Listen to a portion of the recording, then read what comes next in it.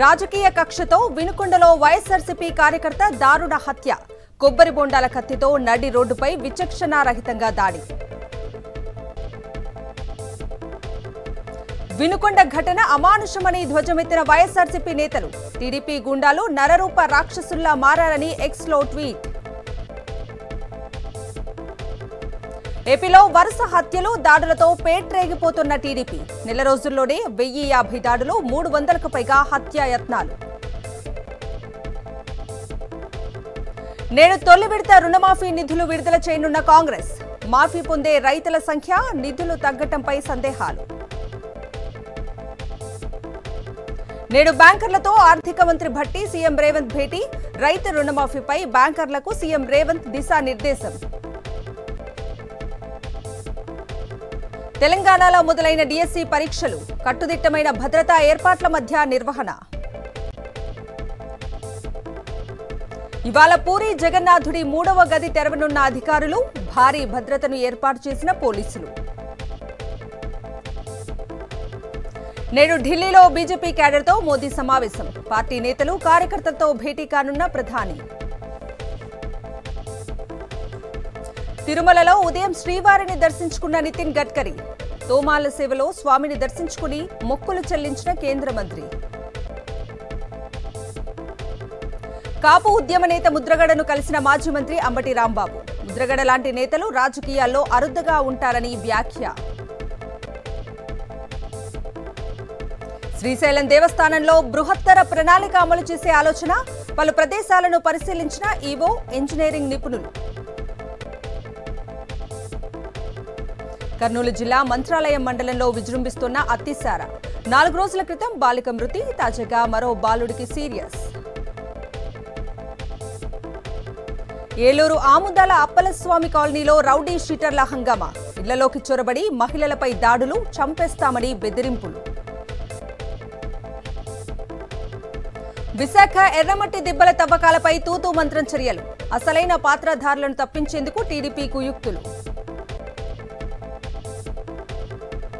అనకాపల్లి జిల్లా మాడుగులలో అట్టహాసంగా జగన్నాథ రథయాత్ర.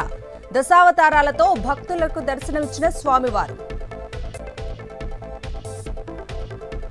తిరుమలలో పెరిగిన భక్తుల రద్దీ.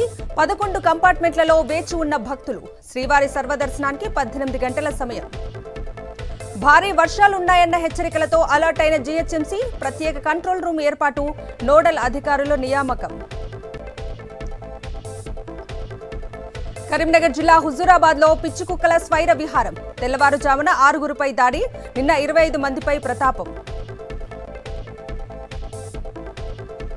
వరంగల్లో ఘనంగా సాగిన బీరన్న బోనాల ఉత్సవం. బోనం సమర్పించిన మంత్రి కొండా సురేఖ, మేయర్ సుధారాణి. సిద్దిపేట జిల్లాలో ఆత్మహత్యాయత్నం చేసిన రైతుకు హరీష్ రావు పరామర్శ. కాంగ్రెస్ నేతలు పేద రైతుల భూములు లాక్కుంటున్నారని విమర్శ. నాగర్ కర్నూలు జిల్లాలో అన్నదమ్ముల మధ్య భూ వివాదం. విత్తనాలు వేస్తుండగా కళ్లల్లో కారం కొట్టి దాయాదుల దాడి. వరంగల్ జిల్లా బొల్లికుంట ఇంజనీరింగ్ కాలేజీలో విషాదం. పేరెంట్స్ మందలించారని ఉరేసుకున్న ఇంటర్ విద్యార్థిని. ఖాతాదారులను మోసం చేసి కోట్లు కొల్లగొట్టిన బ్యాంకు మేనేజర్. నిజామాబాద్ యూనియన్ బ్యాంకులో ఘటన. 5 కోట్లు స్వాహా. అన్నదాతలను వదలని సైబర్ నేరగాళ్లు. నిజామాబాద్ లో రైతు ఖాతాలో 4 లక్షలు మాయం. తిరుపతి జిల్లా నెలబల్లిలో బాలికపై అత్యాచారం, హత్య. మృతదేహాన్ని అడవిలో పడేసిన బీహార్ కామాంధుడు. భూ వివాదంలో వ్యక్తి నుంచి లంచం తీసుకున్న వీడియో వైరల్. యాదాద్రి జిల్లా Sansthan Narayanapuram head constable suspend. Maharashtra, Chhattisgarh సరిహద్దు అడవుల్లో భారీ ఎన్కౌంటర్.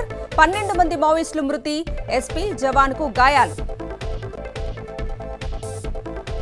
తెలంగాణలో 5 రోజుల పాటు భారీ వర్షాలు కురిసే అవకాశం.